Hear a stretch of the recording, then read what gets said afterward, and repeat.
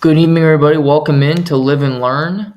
Hope you're doing well. It is Super Bowl Sunday, and the game is not yet over, but we are live before because the game is over. The Philadelphia Eagles are going to be Super Bowl champions for the second time in a 5-year span, following the Nick Foles incredible run. But they went through some retools. They have a new head coach. They've been to 3 of the last 7 Super Bowls themselves, winning 2 of them. And tonight it was about the Eagles dominating the Kansas City Chiefs, ending the three-peat. Pat Riley, you can keep your intellectual property. The three-peat is still remains with Pat and what he accomplished. But I see online, and you're texting people, this is shocking. It is and it isn't for me, because I only saw this going one of two ways. The Chiefs are going to win close, or the Eagles are going to win big. I said that to family members this morning. Chiefs will win by 3. Eagles, if they get a 14-point lead, the game is over. I thought in the first quarter the game was over. When it got to 10-0 for Philadelphia, I never thought Kansas City was coming back into the game. It was curtains. The Eagles had them, they strangled them, and never let them up to breathe. And they deserve so much credit for what they accomplished tonight. Because the Eagles have the better team. The Eagles have more talent. They have better players on defense than Kansas City. They have better players on offense than Kansas City. They have the best running back in football. Travis Kelce is the greatest tight end ever, in my opinion, but he's 35. And sure, he might date Taylor Swift, but Dallas Goedert's a better tight end than he is currently. A.J. Brown is better than 90% of the NFL, let alone better than anybody on the Kansas City Chiefs. So it's surprising, but it isn't. If you really think about how this game could have went, it was going big Eagles, slim margin Chiefs, and it just went big margin Eagles. And ultimately, this time around, the better roster beat the better player.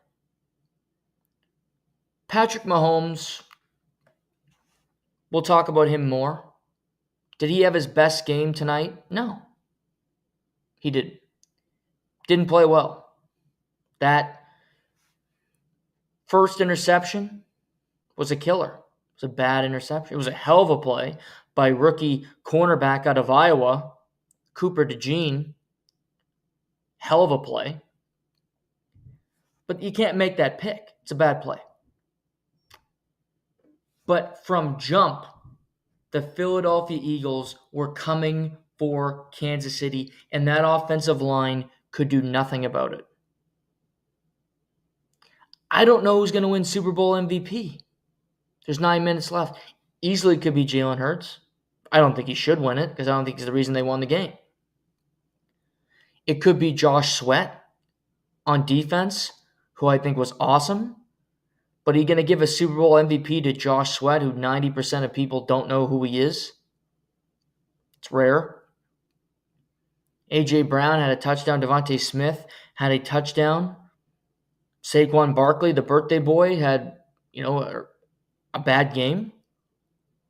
And part of that's because Kansas City was not going to let them beat them. Credit to Spags. But if you could give the MVP to the Eagles defense, that's how it would go to me. That's who deserves the MVP. That's who was the best unit, had the combination of the best players on the field, period.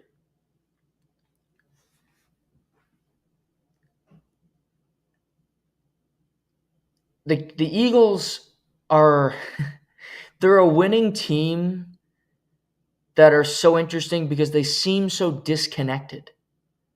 Jalen Hurts, A.J. Brown, there's definitely friction. There's definitely something there that isn't quite kosher. And yet it doesn't matter. A.J. Brown can read a self-help book. Jalen Hurts can battle a knee injury all year long, and they don't have a great connection. He doesn't throw the ball enough. And yet they will be on the same team winning a Super Bowl together. Jalen Hurts and any of his receivers don't seem all that cool with one another. Doesn't seem to matter. Nick Sirianni, early in the year, chirped the Eagles fans in Philadelphia after winning a game, telling them to basically shove it. Fans were asking for him to be fired if they lost this Super Bowl. And now Nick Sirianni has the best winning percentage in Eagles history by any head coach, which includes Andy Reid. And he's been to 2 Super Bowls in his first 4 years, and now he has a victory. Now he will be loved until the first game of next season.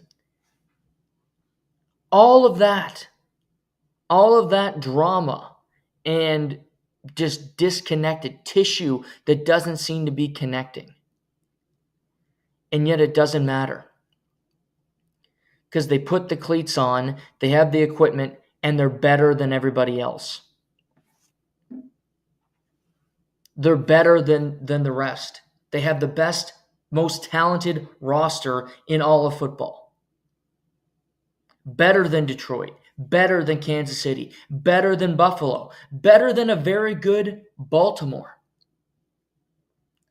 Philly took it. Kansas City was trying to do this year what the Patriots did towards the end. Win in the margins. Catch some breaks. Somehow, some way, beat you. Get a couple phantom calls along the way. That doesn't take anything away from the Patriots. Doesn't take anything away from the Chiefs. All I'm trying to do is even it up. Because I think the Chiefs get calls just like the Patriots got calls. Because I was a Dolphins fan. The Dolphins, at that time I was a Dolphins fan, and the Dolphins didn't get any calls against the Patriots. Somebody sneezed near Tom Brady, there was a call. The Philly should be up 44-6 right now because that offensive pass interference against A.J. Brown was not offensive pass interference. That was called one man beating up another one. That would be like my friend Nick and me fighting. Nick beating me up, me falling to the ground. It's not a penalty. Just the way life works. And I see that Kansas City just turned the ball over. This is a beatdown of epic proportions. This is the Denver Broncos Seattle Seahawks Super Bowl that nobody remembers.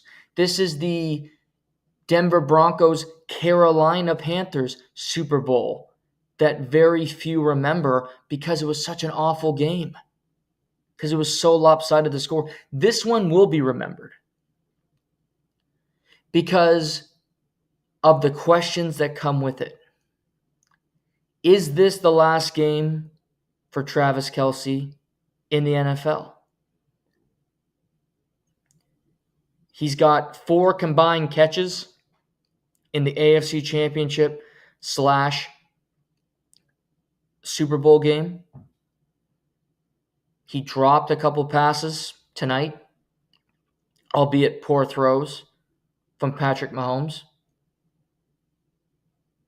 But is it over for him? Does he leave? Changes the team. Changes their overall vibe, their aura, if you will.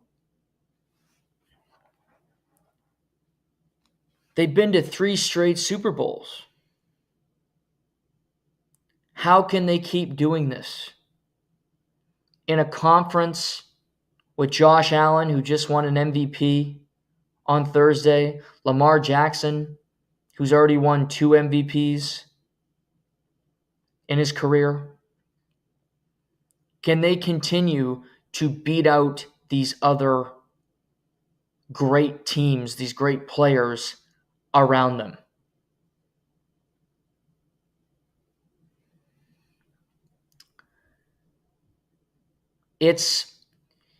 You can't say that they're dead, and I won't say that. Because if you remember, Brady's last Super Bowl, it was Tampa against Kansas City. In Tampa Bay, it was the first time a host team won Super Bowl on their own field, and the Rams did it the very next year. Tampa Bay beat Kansas City in that game 31-9. A beatdown of epic proportions. Mahomes turned the ball over 2 times. They didn't score an offensive touchdown the entire game. It was a complete no-show for Kansas City. They were just outmatched. They played a more talented team, and they lost. But they came back. They got better. Because great teams do that. I mean, we got to think about this as well. Mahomes is 29. Brady went a decade without winning a Super Bowl. If Mahomes doesn't win another Super Bowl, he's a Hall of Famer. Without question. Not a debate. First ballot. I think he's going to win another one. He's already played in 5 Super Bowls in 7 seasons. Best start to a career of all time. Which is incredible in and of itself.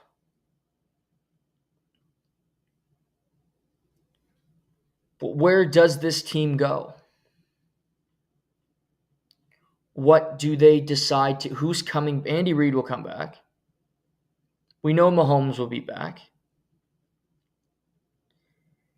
I think we hear fatigue in other sports. If we look at what happened to Tampa Bay, they went to 3 straight Stanley Cup finals. And it's different. I get it. In football. But you're playing football. Grown men hitting other grown men. And you're playing more games than everybody else. There's a physical toll to that. They're in their 3rd straight Super Bowl. No breaks. Always the hunted. Never the hunter. Always in primetime games. Always talked about. For better or for worse. So it never leaves the Chiefs. And I'm not using this as an excuse. I'm just spitting facts.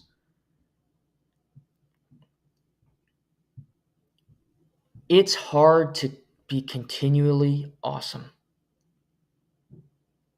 It's hard to win every year. It doesn't happen. They were the favorite in this game. Think about it last year. They weren't the favorite in the Super Bowl. They found a way to beat San Francisco. San Francisco was the better team than Kansas City was last year. Talent. Yet Kansas City found a way.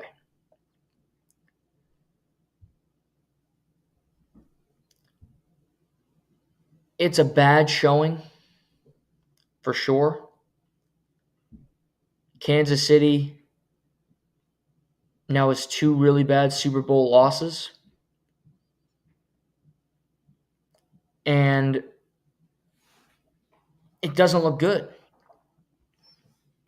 But you can also look at coaching and go, they got outcoached, which I think they did. Early in that game, they played a lot of zone defense. They weren't playing man-to-man. And Jalen Hurts could do whatever the hell. He was throwing 15-yard passes down the field, easy throws to Devontae Smith. Dallas Goedert had a 20-yard catch. Spags, Andy Reid didn't make adjustments. On offense, they didn't do enough to bring in extra blockers. to have guys come in and help when Josh Sweat and Nolan Smith and these murderers were coming around the edge, sacking Patrick Mahomes 6 times tonight so far. 6 times. That matches the amount of times he was sacked in his Super Bowl loss to Tom Brady and the Tampa Bay Buccaneers.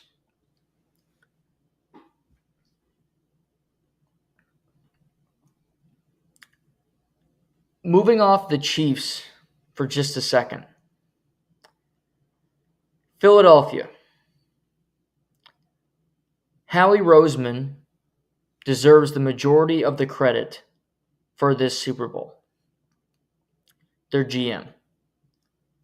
And I'm going to, in part, put their owner right very close. And I'll tell you why. Jeffrey Loria, you probably don't know that name. He doesn't get involved, and he lets his football people run the show. You like this player? Draft them. You want to do this? Trade them. You want to extend them? Extend them. So on and so forth. He's not Jerry Jones. He's not Woody Johnson.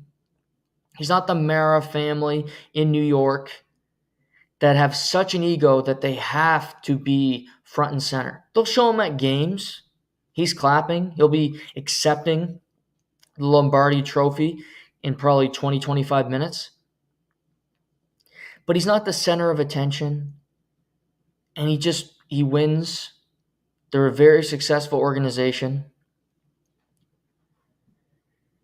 But if you look at Howie Roseman, they drafted Jalen Hurts when they had Carson Wentz, who oddly enough is on the Chiefs now.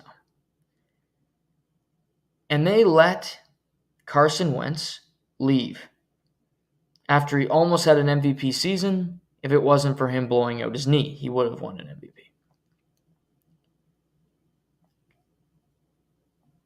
But they went about their business. They do their thing. This is the last couple years for the Eagles. 2022, they drafted Jordan Davis, 13th overall. He played 82% of their snaps on defense this year. Cam Jurgens, their new center, replacing Jason Kelce. You could argue he's a better center. 2023, Jalen Carter. He might win. He had a game. He's had a great season. He's a beast. He's going to make a lot of money on his next contract. He's one of the best defensive players in football. Nolan Smith, another stud. They got him at 30th overall. Another Georgia guy. He's been awesome. Tyler Steen, 65th in the third round, plays on their offensive line. Sidney Brown, Canadian, going to win a Super Bowl. His brother Chase plays for the Cincinnati Bengals. Maury Ojomo was a 7th round pick. He got a sack tonight in the Super Bowl. 7th round pick, getting snaps. 2024, Quinyon Mitchell, Defensive Rookie of the Year. Cooper DeJean, interception, pick 6 in the Super Bowl.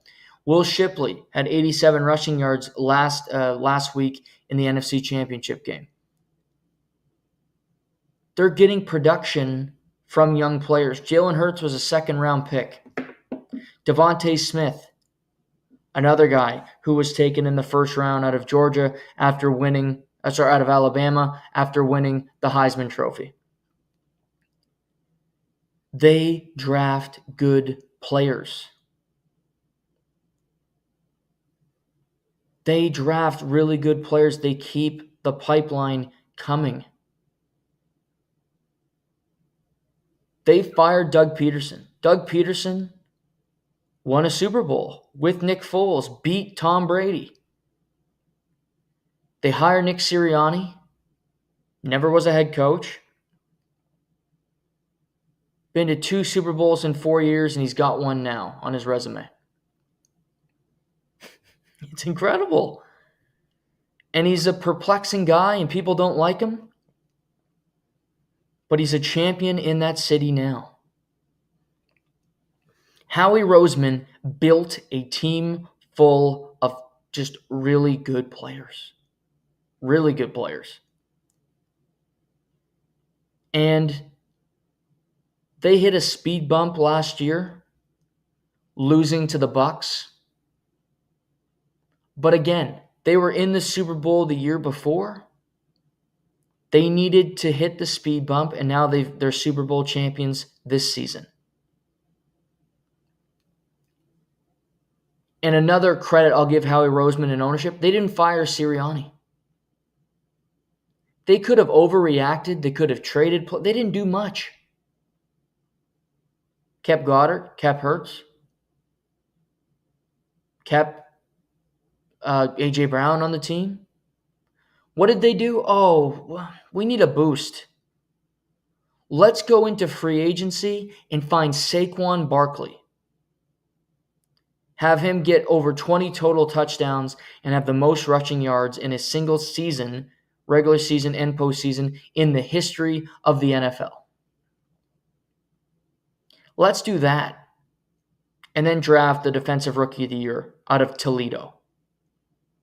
And get Cooper DeJean, who nobody wanted because he's a white cornerback. The one position where being white hurts you in the NFL, oddly enough. LOL. That's the Eagles. They didn't panic. They stayed the course. They brought over Vic Fangio, who was so sick of being in Miami coaching those losers, and said, I want to come to Philly, my hometown, be around family, and win a Super Bowl, which he did this year as their defensive coordinator. And like I said, he easily could be Super Bowl MVP, but it's probably going to be Josh Sweat with 2.5 sacks in the game.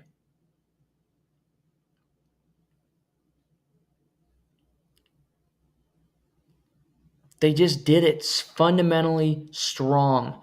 Good players everywhere. Smart ownership. Smart management.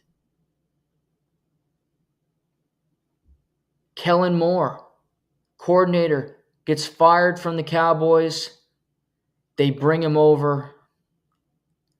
And now he's winning a Super Bowl as the offensive coordinator for the Eagles before he leaves to become head coach of the Saints.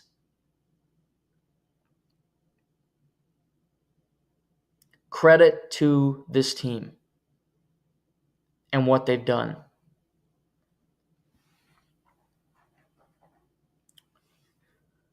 A story to think about in this game for me. If you're a fan of college football, you'll kind of get this. Jalen Hurts was a starter at the University of Alabama, played the full season. Then the halftime in the national championship game, he was benched by Nick Saban for Tua Tagovailoa. Tua went on to win the national championship for Alabama. Jalen Hurts backed him up the next season before he eventually transferred to the University of Oklahoma, where he finished as one of the frontrunners for the Heisman. Even in the NFL in the draft, teams didn't really want him. Oh, he's just a runner. He doesn't do this well enough. He's just a college quarterback. And now he's a Super Bowl champion quarterback. He's a guy that's been to 2 Super Bowls in his first 5 years as a starter. Very few have done that. He continues to tell people that they're wrong about him.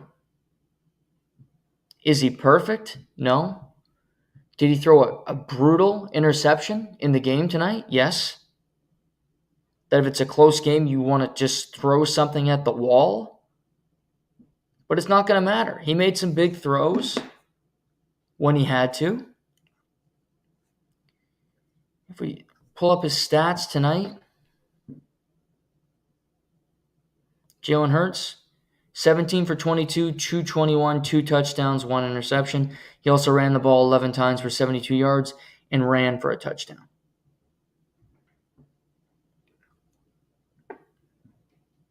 It's a pretty solid Super Bowl performance. It's pretty good production.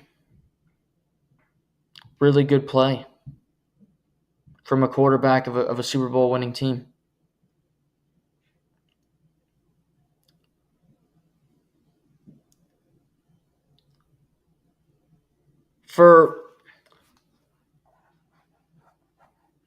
I like that story. And it wasn't really told before because he's been to a Super Bowl before.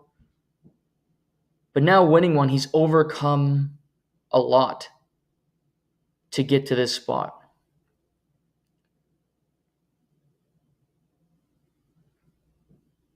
I think the Eagles, they could go down. I mean, their run, they avoided a lot of tough. They didn't have to play Detroit. They got Washington in the NFC Championship game, which was great for them. So I don't think they had a tough road to the Super Bowl per se, but it doesn't matter. They beat Green Bay, which wasn't an easy opponent in the wild card game, but they beat them. They won 3 home games, and then they get to the Super Bowl. It's in New Orleans, and they win there.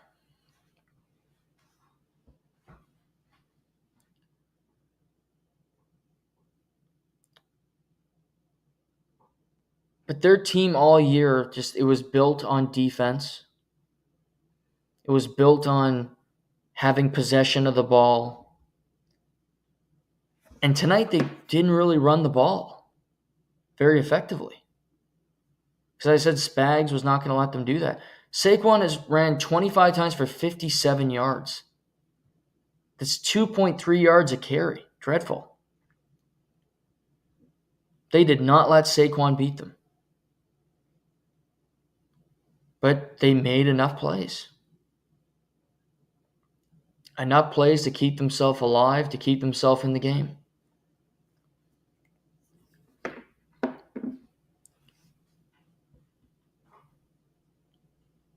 But that offensive, Lane Johnson on that offensive line, Jordan Mailata, Cam Jurgens. I saw tonight they have the biggest starting offensive line in Super Bowl history. All of them over 6'6", all of them over 340 pounds. Massive men that just wall people off. Lane Johnson's a future Hall of Famer. Hasn't allowed a sack in almost 4 years. He's that good. And again, they're just so talented.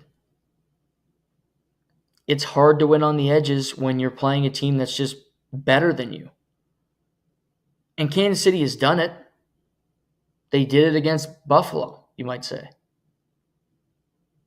But if Buffalo had gotten here, Buffalo wouldn't have beat Philly tonight. Philly's just a better team with more talent.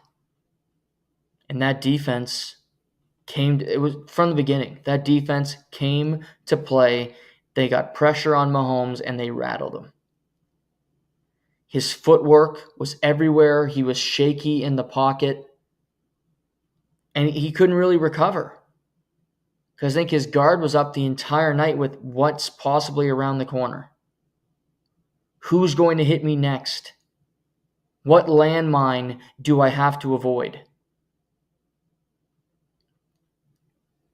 And you had guys like Josh Sweat get 2.5 sacks. Jalen Carter constantly in the mix the entire night. Coming at you looking to seek and destroy.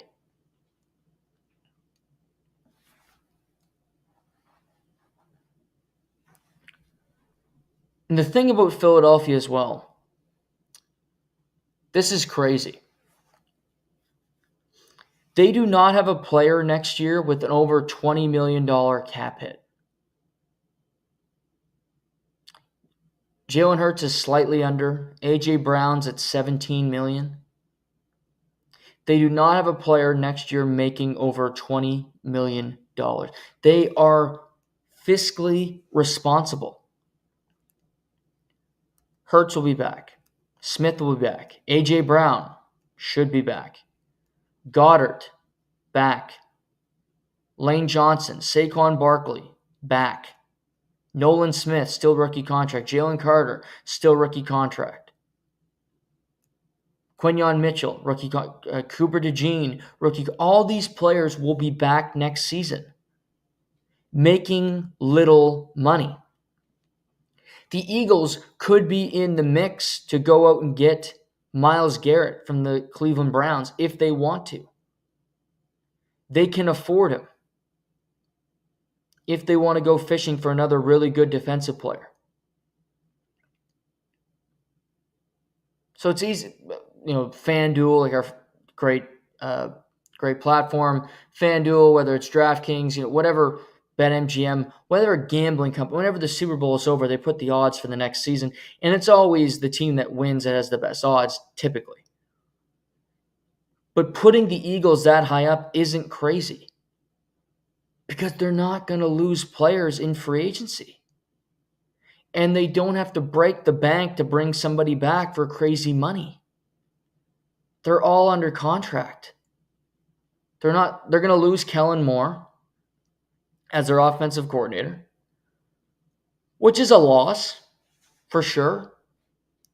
If you can hire from within, you can find somebody to come in and run the Sirianni could call plays if you really need him to. He's an offensive coordinator to start. But the Eagles will be back with similar guys doing what they've done. This team could be around for a while. This team could be winning for a while.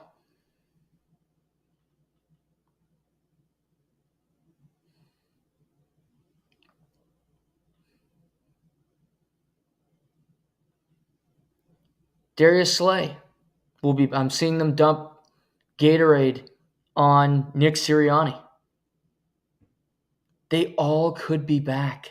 They all will be back. They just have to go, who are we going to add in the draft? Because again, they're really good at drafting. And do we want to take a swing at a Myles Garrett to try to really guarantee ourselves getting back to the Super Bowl once again? Because this team's going nowhere. They're set up for years to come because Howie Roseman is so good at what he does, at building a championship team, building a winner, building continued sustained excellence. Like Brett Veach is in Kansas City. There was no hype to this Super Bowl. Super Bowl week in New Orleans was pretty boring because it's Kansas City for the third year in a row, and we've seen the matchup before.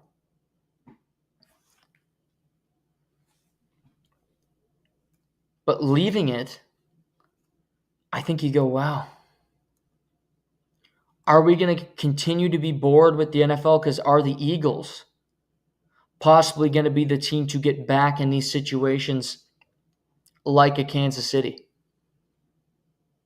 Are they going to be the team that's 2-3 years constantly making the playoffs? Could be.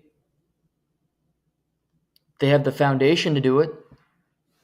They have the players to do it. They have the personnel to do it. They don't have to pay Jalen Carter right away. They are going to continue to be a dominant force. The only significant loss is Kellen Moore. But again, good offensive coordinators are around. They probably have one on that staff who they'll hire. Bring him in and see what he can do with this group.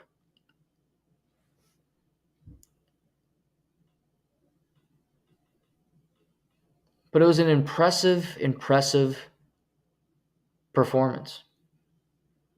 Dominant from jump. They should have got a touchdown on their opening drive, but the refs helped out the Chiefs. But after that, it was just a continued state of excellence, continued set of dominance for the Philadelphia Eagles.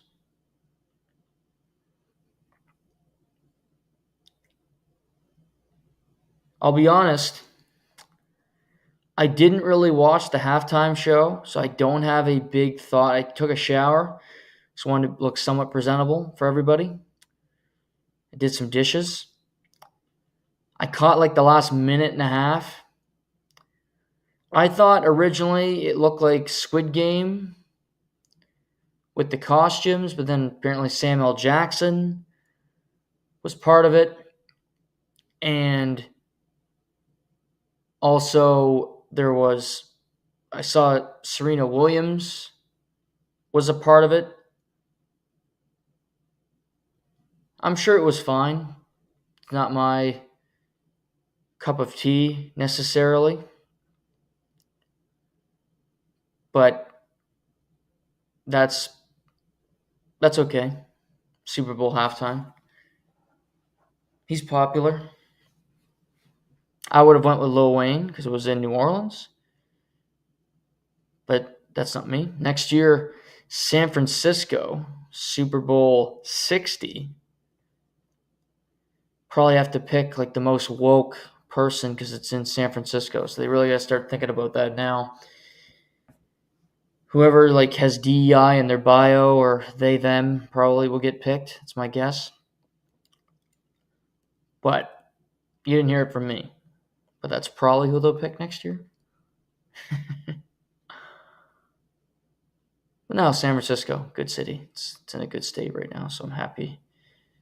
I'm happy for them to get something positive there, and so it's not just focused on homelessness and fentanyl.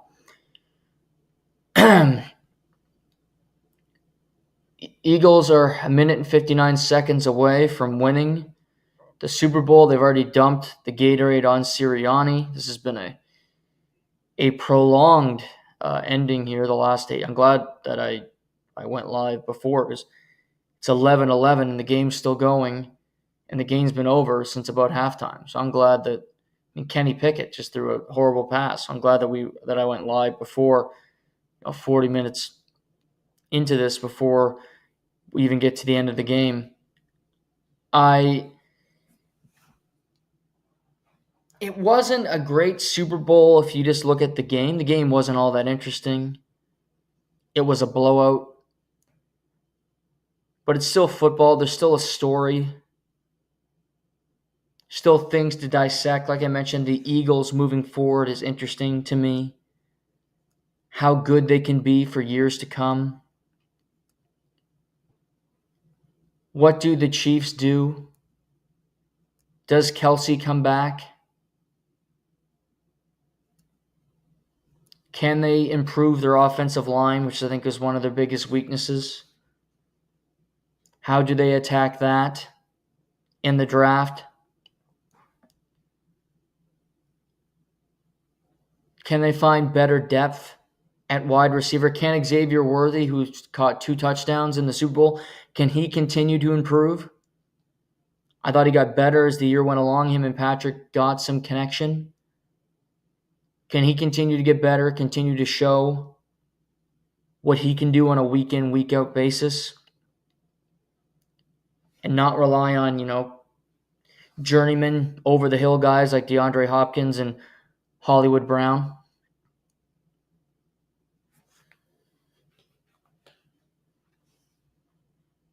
Chris Jones, still a great player in the prime of his career. I don't worry about him. I still love Trent McDuffie. I still think the Chiefs defense is really good. Eagles, tad better. Eagles have better players, but the Chiefs, it's a bad showing. You're going to lose by 18 points. This is not a they're dead scenario to me. They've lost 2 games all year. One to the Bills, one to the Eagles, and one of those losses was in the Super Bowl. So any the Chiefs are done, I think is very premature, because by the logic of them losing this game, it would be, well, the Bills are done every year and the Ravens are done every year. It's, oh, one of them is going to win the MVP, one of them is going to rise up. And yet the Chiefs never let them do it. It gets harder every year that the Chiefs go this deep, because your draft picks are worse, because you're losing good players to other teams. You lose players that you can't afford anymore because they want to go get a check elsewhere because they've now won a Super Bowl. They've checked off a career highlight, if you will. And that's gone. Now it's about, taking care of your family for the rest of your life. Getting to 4 straight it can be done. The Bills did it in the 90s. They lost all 4. But there is precedent. We've seen the Bills get there. Could the Chiefs do it next year? Absolutely. If any team could do it, it's Andy Reid and Brett Veach and Patrick Mahomes and what they do up there in Kansas City.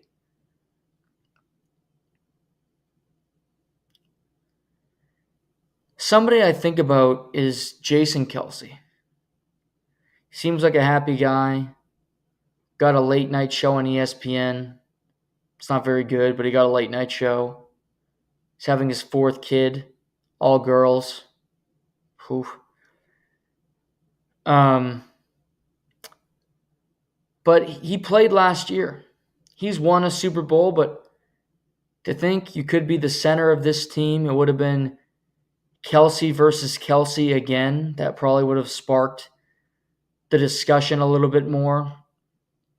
The talking points would have been there a little bit more in circles talking about the 2 Kelce brothers meeting yet again for another Super Bowl.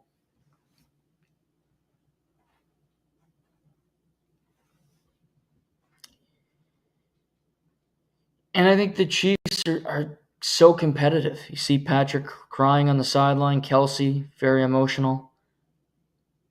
It's tough. They expect to win every year, and they didn't tonight. They lost to the better, a team that was very well coached. They lost to that team. Patrick was outplayed by Jalen tonight, which rarely happens, where Patrick Mahomes is outplayed on a football field by an opposing quarterback, but he was. It can happen.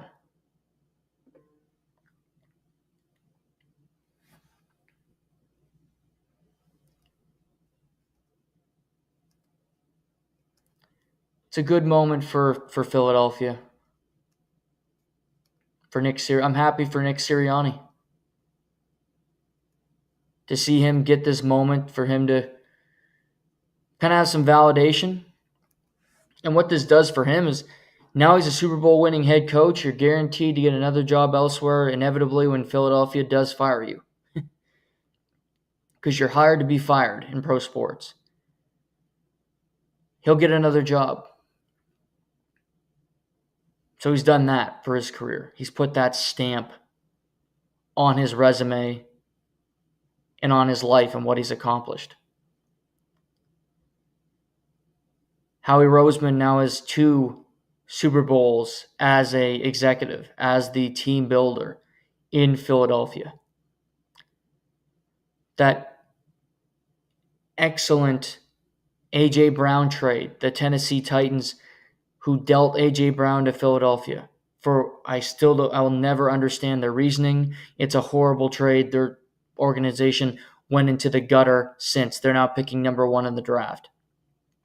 While the Eagles, with A.J. Brown, are Super Bowl champions.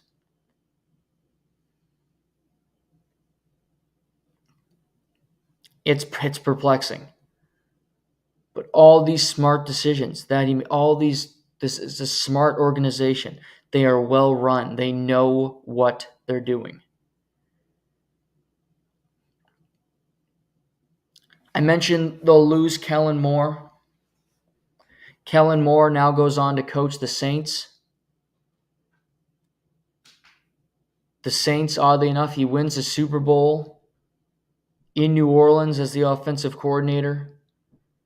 He'll be coaching in the Caesars Superdome next year for a team that will not be competing for a Super Bowl, for a team that needs a lot of help, for a team that needs a lot to go right, for them to be even in a position to make the playoffs, let alone compete for a Super Bowl.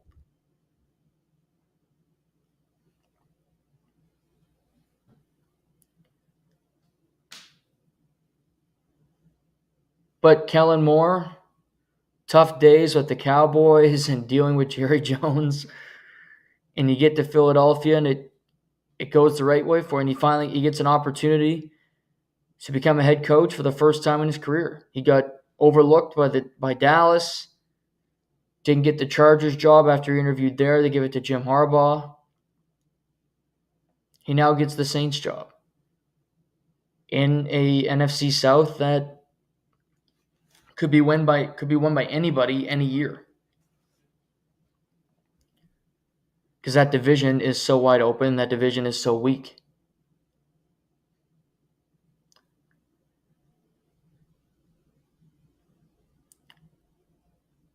And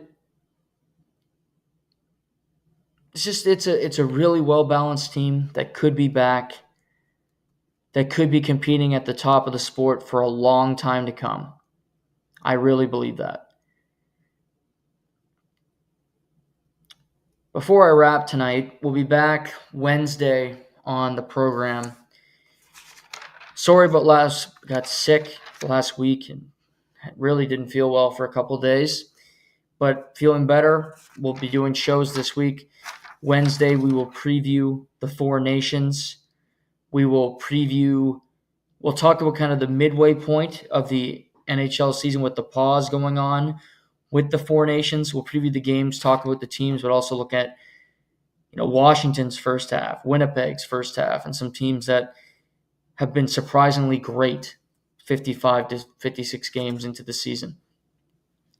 So we'll have a lot to dive into on Wednesday's edition of the show.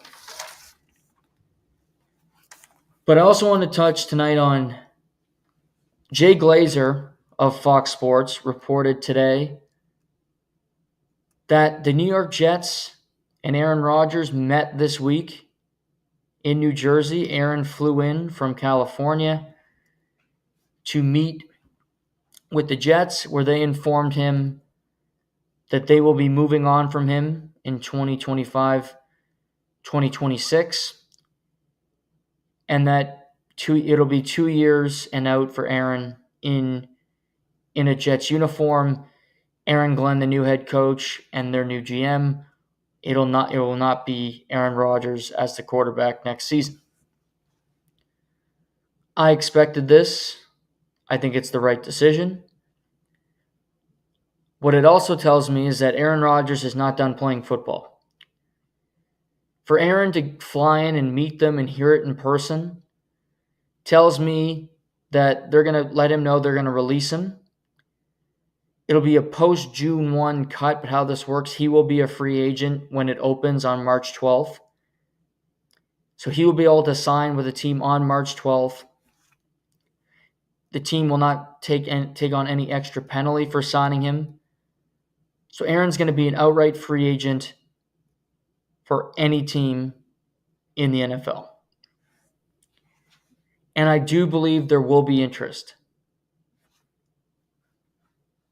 Vegas comes to mind. Pete Carroll, veteran coach. I do think Vegas would be smart to draft a rookie. I could see Vegas drafting Shedeur Sanders, but he might not be ready to play. They might look at him and go, let's bring in Aaron for a year. He can learn. Behind him, we have our quarterback of the future, and let's play a season with Aaron Rodgers, with some veterans here that includes Max Crosby on our defense. That's a team. Tennessee could do the same thing. I don't know if Aaron will want to go to Tennessee on a bad team, but Tennessee say we could draft Cam Ward potentially, or we don't want to draft. We don't like any of the rookie quarterbacks this year. Let's bring in Aaron for a year, play it out, and see how it goes going into next year's draft class.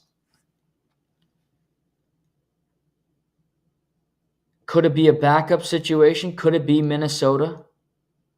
Could he do what his mentor, Brett Favre, did, where Minnesota likes J.J. McCarthy, but they bring in Aaron as insurance? Maybe J.J.'s not ready to start the year because of his knee surgery. Aaron is there. He's a reliable guy. He can play the position. Some competition and some assurance for J.J. McCarthy, because I don't think the Vikings will be able to keep both Sam Darnold and J.J. McCarthy going into next season. The Dolphins, another team I would look at in the mix for Aaron Rodgers. You never know. Tua's never healthy. They had horrible backup quarterback situation this year. I think it's the biggest reason they missed the playoffs. They cannot go into next year with that same group. So I do think Aaron will play football next year. I do think a team will take him on. Yes, there's baggage. Yes, he's a pain in the ass, egomaniac, however you want to look at it, all true. But that doesn't mean the interest won't be there. Maybe it's San Francisco. They have to make a decision. Do they want to pay Brock Purdy $40 to $50 million this offseason? That's the going rate for quarterbacks. Do I want to pay Brock Purdy $50 million? No. Do you bring in Aaron as a veteran to compete with a team that expects to play for Super Bowls? So those are 5 teams that I think you could link Aaron Rodgers to. Doesn't mean he'll go there, but I think there will be interest. And we'll talk more football on Wednesday, but I just wanted tonight's show to be about the Super Bowl and talk mainly about what happened. We obviously don't know the MVP yet. As I said, I think it's going to be Josh Sweat. 2.5 sacks in a Super Bowl. Not easy to do. A very impressive.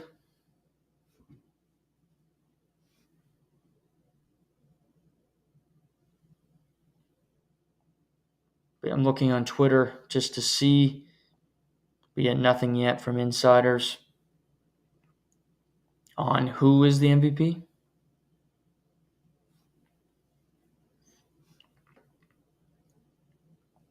But also another thing for Philly, the Eagles.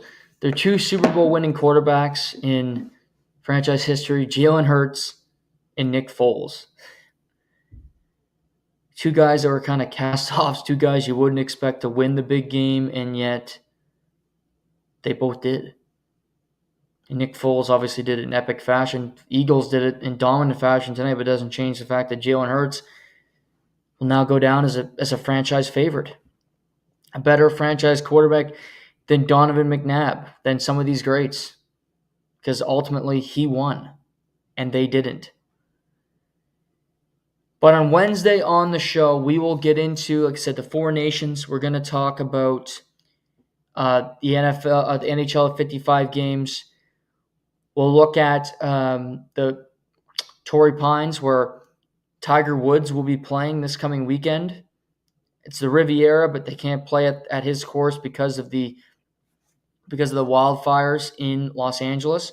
So they're playing it at Torrey Pines. Tiger will be in the mix there. We'll have a lot to talk about on Wednesday's edition of the program. The NFL season's over. And it's like this week is going to suck. I already know it. It's brutal. The NFL is the best part outside of my family's well-being. It's the best part of my life.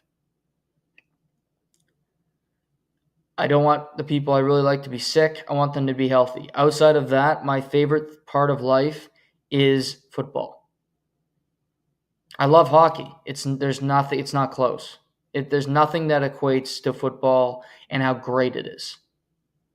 So this game might have been crap tonight, but it was so enjoyable. I sat in my apartment by myself, and this might sound really sad, with no sound on, listening to an old album, and I just watched the game, and it was phenomenal. I don't know if Tom Brady was great in the call, I don't know if it was brutal. Don't care. It was a great night. Congratulations to the Eagles. Sorry to the Chiefs. Sorry to the Swifties.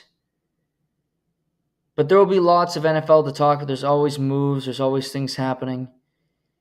But no real games until September. No college football until September. No NHL this week too, which is a kick in the pills. And the NBA All-Star game next weekend. Thank God for golf. And playoffs will be on the horizon, so we can look ahead to that. Thank you all for tuning in tonight. Hope you enjoyed the live show. Try to do more of these. I think they're fun. Fun reaction right after. We'll talk to you on Wednesday evening. Enjoy the rest of your week. I'm Noah Warren, and this is the Live and Learn podcast.